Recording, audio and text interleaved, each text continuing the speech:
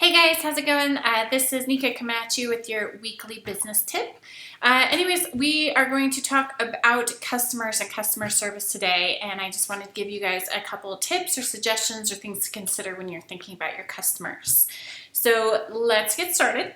First things first, your customers are everything. Your business only exists because of your customers. I think sometimes some of us as business owners tend to lose sight of that and just expect our customers to be there and give us money and buy our products. But the reality is we owe everything to our customers, and so we really need to make sure that we are taking the time to love and appreciate them and just give a little bit back.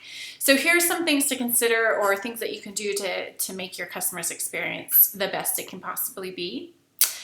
The first thing is to respect each customer as an individual and never lump them into a group. I know it's easy to do that. Our culture as a whole kind of tends to stereotype and put people into different groups. And so it's an easy kind of thing to fall back on. But something that we really need to keep focused front and center is that each and every customer has a different experience, a different story, a different walk of life. And so they receive our products and services differently. And so it's really important to look at each individual customer and understand how they are receiving our products, what their experience is like, and how we can better serve them. The next tip I have is to ask customers for their opinions and feedback and actually listen to them when they give it to us. This is amazing thing to do because it can really point you in the direction of, really good revenue and really good sales and product development. Or it can point you in the direction of, hey, I've really screwed this up. This is why my numbers are dropping. What do I do? Your customers are going to tell you that. So speak with your customers, listen to your customers, and make adjustments to match what they're saying. Now, that doesn't mean that you have to change each and every little tiny thing, but as a general whole, your customers are going to tell you if your stuff is good or bad or what you're doing is right or wrong. So take that time to listen to them and always ask for that feedback. Next tip I have for you is to go above and beyond for your customers.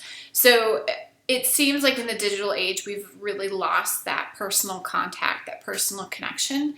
It's really important to, again, take a step back and really take time to connect with your customers on a personal level. So a couple ways you can do that is do handwritten cards. There are a bunch of people that are influencers on the internet that sell jewelry and different things like that. And then each box that they send out with a product, they do a little handwritten note and send that out. They send thousands and thousands and thousands of these, and each one has a handwritten note. So no matter how many products you're selling, you can still do something like that. It's really, really important to include that kind of stuff.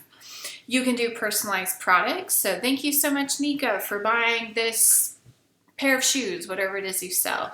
Do personalized things inside the products or inside of the package that you deliver.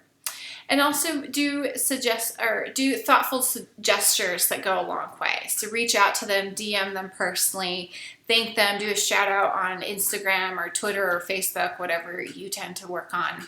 And do that kind of engagement because that makes them feel really special, that you actually recognize them and paid attention to them.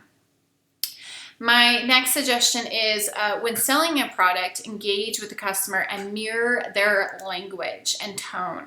So really listen to how they're speaking to you and match that. You never want to make a customer feel dumb or not on your level. You really want to meet them where they're at and take the time to really understand who they are and where they're coming from.